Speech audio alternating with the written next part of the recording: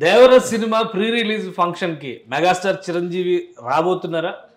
ప్రతి ఒక్కరూ చెబుతున్నటువంటి అంశం ఏంటంటే ఖచ్చితంగా చిరంజీవే చీఫ్ గెస్ట్. దీనికి కావాల్సినటువంటి ఏర్పాట్లు ఇప్పటికే దర్శక నిర్మాతలు చేసేశారు. ఇప్పటికే ముంబైలో ఈ సినిమాకి సంబంధించి ట్రైలర్ ఫంక్షన్ సక్సెస్ఫుల్గా ఆర్గనైజ్ చేసినటువంటి టీం ఇక ప్రీ రిలీజ్ పైన ఫోకస్ పెట్టింది. మెగాస్టార్ వస్తే ఎటువంటి ఈక్వేషన్స్ జనరేట్ కాబోతున్నాయి, అలానే అంచనాలు ఏ విధంగా పెరుగుతున్నాయి, ఈ అంశాన్ని విశ్లేషించే ప్రయత్నం చేద్దాం. మనతో పాటు చంద్ర శ్రీనివాస్ గారు పొలిటికల్ అనలిస్ట్ ఉన్నారు. చంద్ర శ్రీనివాస్ గారు నమస్కారం. నమస్కారం అండి. దేవర సినిమా జూనియర్ ఎన్టీఆర్కి RRR తర్వాత ఇది ఒక పెద్ద ఎక్స్పెక్టేషన్స్తో వస్తుంది. పైగా pan India movie part 1 part 2 already announce చేసి వస్తున్నారు. ఈ ఫంక్షన్కి చిరంజీవి గారు రావడం అనే దాని మీద చాలా ట్రోల్స్, చాలా డిస్కషన్స్, వైరల్ న్యూస్ ఇవన్నీ జరుగుతున్నాయి. ఎంతవరకు నిజం ఉంది ఇందులో? నిజమే, 4 సంవత్సరాల తర్వాత ఒక్కడిగా సింగిల్గా వస్తున్నాడు. ఇంతకుముందు డ్యూయల్ రోల్ కదా. కరెక్టే, అంత ఎక్స్పెక్టేషన్స్ ఎక్కువ ఉన్నాయి. మీరు అన్నట్టు కరణ్ జోహార్ నిన్న ముంబైలో చాలా చక్కగా సక్సెస్ అయింది. 27th ఇది పెట్టుకున్నారు కాబట్టి డెఫినెట్గా చిరంజీవి గారు వస్తారని చెప్పి తెలుస్తుంది మనకు వచ్చిన సమాచారం. ఎందుకంటే ఒకప్పుడు ఎంతో అంతర్యాలు ఉన్న ఆ ఫ్యామిలీకి నుంచి బాబాయ్ అనే పరిస్థితికి వచ్చారంటే అది ఎవరి వల్ల? Because of Ram Charan. వాళ్ళిద్దరు ఫ్యామిలీసు చాలా చక్కగా కలిసిపోయేవాళ్ళు. అదేవిధంగా ఉపాసన గారు కావచ్చు, వాళ్ళ జూనియర్ ఎన్టీఆర్ ప్రణీతి కావచ్చు. కాబట్టి వీళ్ళిద్దరి మధ్య ఎటువంటి ఇది లేదు. సుదీర్ఘంగా సినిమా తీసినప్పుడు RRR సినిమాలో అయితే వాళ్ళ మధ్య బాండేజ్ ఇంకా పెరిగింది.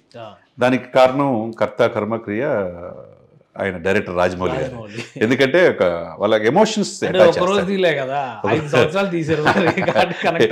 ఆ ఎమోషన్స్తో ఉన్నది వాళ్ళిద్దరి మధ్య సంబంధం చాలా ఇండస్ట్రీలోనే ఒక మంచి వాతావరణాన్ని క్రియేట్ చేసింది. అది అప్పటి నుంచి కూడా చిరంజీవి గారు ప్రతిదానికి కూడా జూనియర్ ఎన్టీఆర్ గారు ఇంటికి వెళ్ళటం కావచ్చు, ఫ్యామిలీ ఫంక్షన్లో రామ్ చరణ్ గారు వెళ్తాం, వాళ్ళ ఫ్యామిలీ అంతా కలిసి వెళ్ళటం, ఒకరికొకరు అప్లాడ్ చేసుకోవటం అనేది ఆనవాయితీగా వస్తుంది. ఇది సరికొత్త సాంప్రదాయానికి ఇండస్ట్రీలో శ్రీకారం చుట్టింది. ఒకప్పుడు జూనియర్ ఎన్టీఆర్ అభిమానులు, చిరంజీవి అభిమానులు, బాలకృష్ణ అభిమానులు ఇట్లా వేరియేషన్స్ ఉండేవి. అది వీళ్ళ మధ్య లేదు.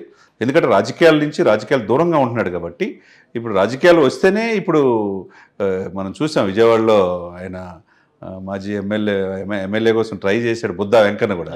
జూనియర్ ఎన్టీఆర్ రావడానికి వీల్లేదంటాడు. ఎందుకంటే లోకేష్ ప్లేస్ ఉంది అని చెప్పి. రాజకీయాల్లో వస్తేనే వాళ్ళకి ఇబ్బంది తప్పితే సినిమాల్లో ఉన్నప్పుడు వాళ్ళకి ఏమి ఇబ్బంది. ఒకటి ఇక్కడ ఆల్రెడీ ఏపీలో గవర్నమెంట్ ఫామ్ అయింది. ఇక్కడ బాబాయ్ చాలా కీలకమైనటువంటి పాత్రధారి, డిప్యూటీ సీఎం.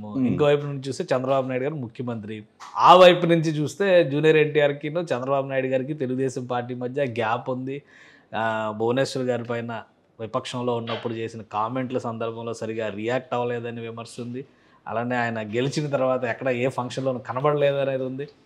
ఈ గ్యాప్లు ఉన్న నేపథ్యంలో ఈ గ్యాప్ ఫిల్లింగ్ యాక్ట్గా దీన్ని చూడాలా? చిరంజీవి గారు వెళ్తున్నారు అనేది. అంటే ఇక్కడ బాబాయ్కి అబ్బాయి పడతలేదు అనుకోండి, పిలవరు. సరే, వాళ్ళ ఫ్యామిలీ ఫంక్షన్ పిలవట్లా. ఈయన కూడా మొన్న కూడా లేడు.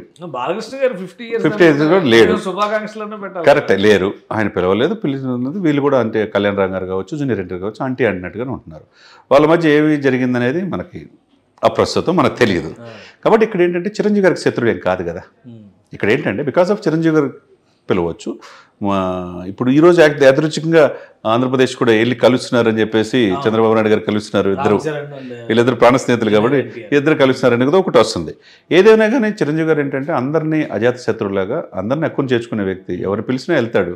అందరూ జూనియర్ ఎన్టీఆర్ గారు పిలిస్తే వాళ్ళ అబ్బాయికి రామ్ చరణ్కి జూనియర్ ఎన్టీఆర్కి ఉన్న సంబంధం రీత్యా RRRలో ఆస్కార్కి ఎదిగిన తీరు కావచ్చు, ఏదైనా కావచ్చు, నటన మొదటి నుంచి కూడా అప్రిషియేట్ చేస్తారు చిరంజీవి గారు. కాబట్టి చిరంజీవి గారు డెఫినెట్గా వెళ్తారనేది వెళితే. ఇంకో పాయింట్ కూడా ఉంది, మీరు చెప్పినట్టు పొలిటికల్ యాంగిల్ ఇది. అలానే డైరెక్టర్ విషయంలో కూడా డైరెక్టర్ పైన కూడా ఆచార్య సినిమా సందర్భంలో వచ్చినటువంటి గ్యాప్స్, వీటి వల్ల కొంత దూరం పెట్టారు అనేటువంటి ఒక విమర్శ ఉందా? అది ఉందా లేదా అది కూడా ఫీల్ అయిపోయింది? అదే ఉండదండి పెద్ద. అదే కొరటాల శివ అదేముంది. ఇప్పుడు భరత్ అనేది ఇట్లాంటి సినిమాలు మంచి మంచి సినిమాలు తీశాడు. ఇట్లాంటి ఒక్కొక్క సినిమా ఆడకపోవచ్చు, ఏదన్నా జరగవచ్చు. దాని గురించి అదే పెట్టుకొని కూర్చోరు. ఎందుకంటే లేకపోతే 4.5 దశాబ్దాలుగా ఆయన సినిమా ఇండస్ట్రీలో ఉన్నాడంటే ఎంతోమంది దర్శకుల్ని, నిర్మాతల్ని అందరిని చూశాడు. కాబట్టి ఆయన ఏం మనసులో పెట్టుకోడు. కాబట్టి దీనికి వెళ్ళటం కూడా, దేవరాకి వెళ్ళటం ఒక రకంగా జూనియర్ ఎన్టీఆర్కి కూడా ఒక మంచి సపోర్టే. ఇక చంద్రబాబు నాయుడుకి ఇది కదా, చంద్రబాబు నాయుడు వీళ్ళంతా దూరంగా పెడుతుంటే ఎందుకు చిరంజీవి అనేది ఇక్కడ రాదు. ఇక్కడ ఎందుకంటే సినిమాలు, ఆయన రాజకీయాలు దూరంగా ఉంటున్నాడు. అదే సమయంలో ఇక్కడ అట్టనుకుంటే రేవంత్ రెడ్డి గారు ఘనంగా, మరి జగన్మోహన్ రెడ్డి గారు కూడా సత్కరించినప్పుడు, పద్మవిభూషణ్ వచ్చినప్పుడు ఘనంగా ఎందుకు సత్కరించాడు? ఆ రాష్ట్రం సొంత రాష్ట్రం, పుట్టిన రాష్ట్రం, ఆయనకు ఇదిలా చిరంజీవి గారిని ఎందుకు చేయాలనే భావంతో జగన్మోహన్ రెడ్డి గారు ఉన్నారు. కానీ రేవంత్ రెడ్డి గారు చూడండి, పార్టీకి అతీతంగా వెంకయ్య నాయుడు గారిని వీళ్ళని పిలిచి మిగతా పద్మశ్రీ అందరూ కూడా ఘనంగా శిల్పకళా వేదికలో మేము కూడా ప్రత్యక్షంగా ఉన్నాం, చూసాం. కాబట్టి ఆయనకు అయ్యే ఉండవు. ఇక్కడ సినిమాలు వేరు, రాజకీయాలు అనుకుంటే పవన్ కళ్యాణ్ గారు వెళ్ళారు, రేవంత్ రెడ్డి ఎంత ఆలింగనం చేసుకొని ఇంట్లో తీసుకెళ్ళి ఆ ₹1 చెక్ ఇచ్చేదాకా ఉన్నారు. మరి సినిమాలు వేరు, రాజకీయాలు వేరు.